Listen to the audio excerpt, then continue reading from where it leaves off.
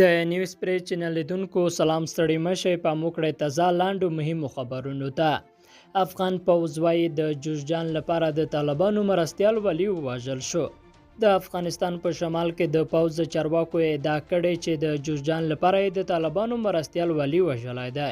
د 209 قلو اردو وایاند حنیف رضایی رسنیو ته ویلي چې پر مولوی منصور پرون لغرمې وروسته د بلخ په خلم ولسوالۍ کې هدفمند هوایي برید وشو.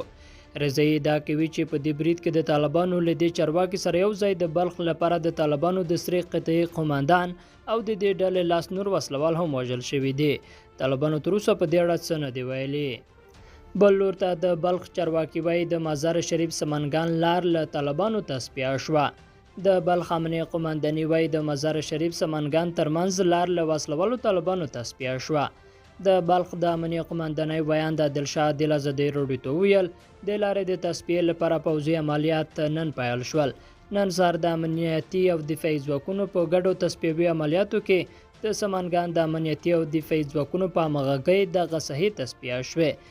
ښاغلي عادل ویل چې په دغو پوځي عملیاتو کې لاس وسلوال طالبان وژل شوي او اته نور ټاپیان شوي دي. وسلوالو طالبانو د دې موضوع په اړه تبصره نه ده کړې. طالبانو پر دغه لارې پرون تر حملې وروسته ولکه ټینګه کړې وه.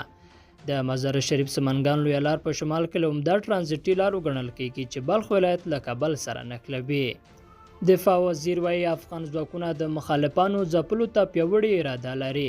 د افغانستان د دفاع سرپرست وزیر وایي کمانډو ځواکونه به د وسلوالو مخالفانو د تحرکاتو د شنډولو لپاره له هر ډول غوراوي کار واخلي.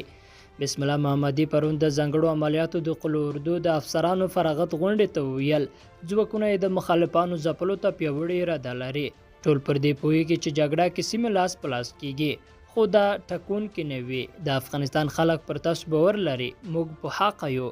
له هیواده دفاع زموږ وجیبه ده او تر وروستۍ شیبې د افغانستان دښمنانو پر ضد جګړه کوو.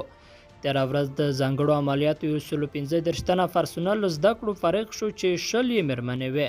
دوی داسې مهال د جګړو لیکو ته ستنېږي چې طالبانو لسګونه ولسوالۍ لاندې کړي او لا هم د افغانستان په ګوټ ګوټ کې له امنیتي ځواکونو سره په جګړه بوخت دي. لیدونکو له ملتیا مننه ښې چاره.